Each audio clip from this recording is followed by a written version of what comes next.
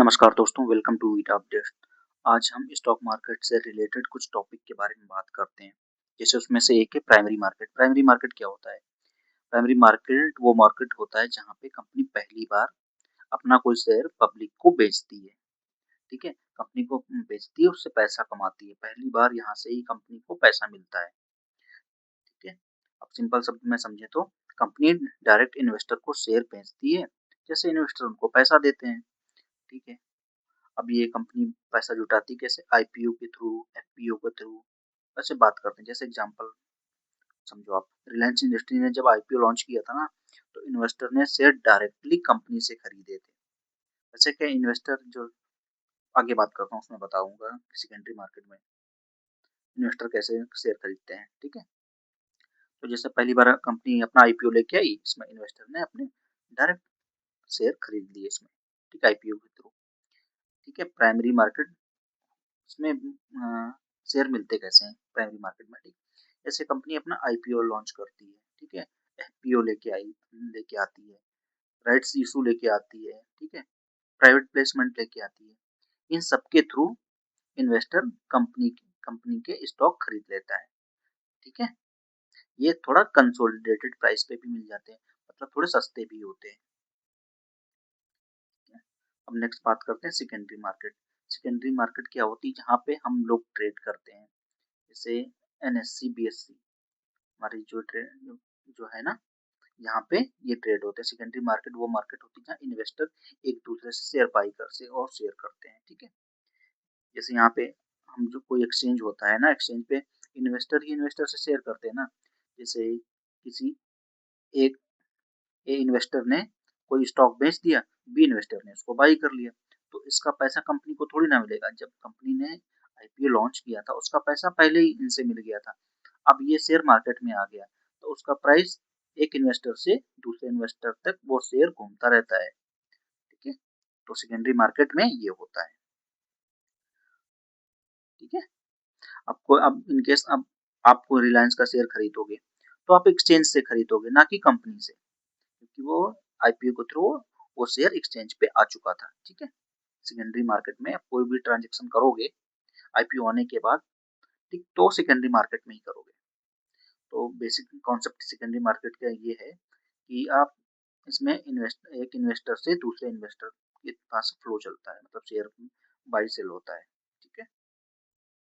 अब नेक्स्ट बात करते हैं, ये हाँ जैसे मैंने बताया प्राइमरी मार्केट का पूरा प्रोसेस आईपीओ के थ्रू, एफपीओ के राइट इशू और प्राइवेट प्लेसमेंट के थ्रू ये पैसा जुटाती है। ठीक है? और इसमें सेकेंडरी मार्केट में क्या होता है? ये ब्रोकर होते हैं। ठीक है? नेशनल स्टॉक एक्सचेंज होता है, बॉम्बे स्टॉक एक्सचेंज होता है। ठीक है? इसके थ्रू डेली स्टॉक हमारे बाई और सेल होते हैं। ठीक है? यहाँ पे सेकेंडरी मार्केट में एक पर्सन से दूसरे पर्सन, दूसरे से तीसरे, तीसरे से चौथे, ऐसे यहाँ पे घूमते रहते हैं। ठीक है? तो मनी का, पैसे का फ्लो एक एक इन्वेस्टर से दूसरे इन्वेस्टर के पास शेयर घूमता रहता है। ठीक है? नेक्स्ट बात ये देख लेते हैं कि डिफरेंस क्या है। ठीक है? शेयर किससे खरीदते हैं? प्राइमरी में मैंने बताया था कि डायरेक्ट कंपनी से खरीदते हैं। सेकंड में इन्वेस्टर से खरीदते, एक इन्वेस्टर दूसरे इन्वेस्टर से खरीद लेता है।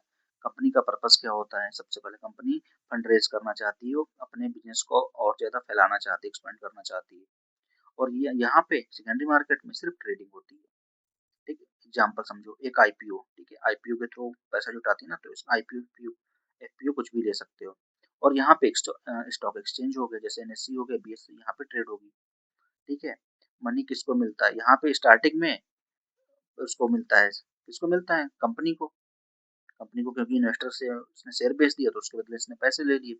अब ये इन्वेस्टर में बन गया, एक इन्वेस्टर से कोई दूसरा इन्वेस्टर जब बेचेगा, तो यहाँ पे पैसा इन्वेस्टर को मिलेगा। ठीक है? सेलर को, विक्रेता को मिलेगा।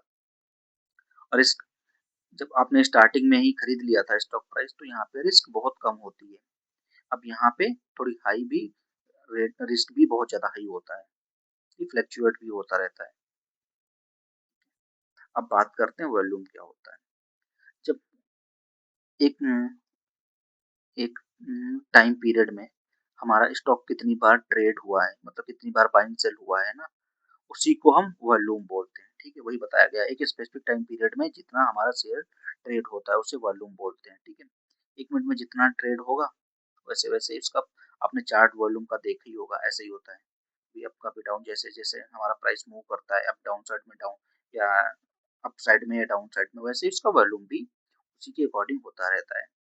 ठीक है, इन केस मान लो वॉल्यूम बहुत ज़्यादा हाई है, ठीक है, तो प्राइस बहुत तेज़ी से अप साइड में चला जाएगा।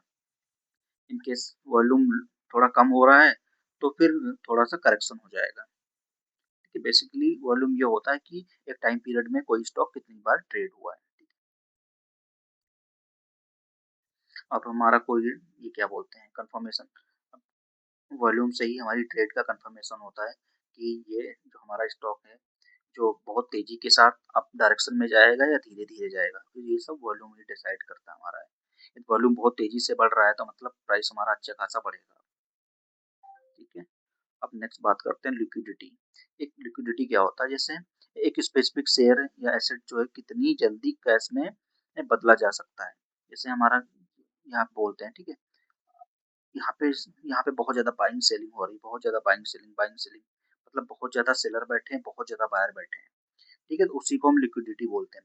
अब यहाँ पे मान लो एक बायर बैठा है और 50 सेलर बैठे हैं। मतलब बाई तो एक ही करेगा, बाकी सेलर तो सभी रह जाएँगे ना, तो लिक्विडिटी लो हो जाती है। कभी-कभी आपने देखा होगा, जहाँ पे लिक्विडिटी कम होगी, आप कोई स्टॉक बाई करने जाओगे तो अभी कभी-कभी आपका ऑर्डर नहीं लगता है।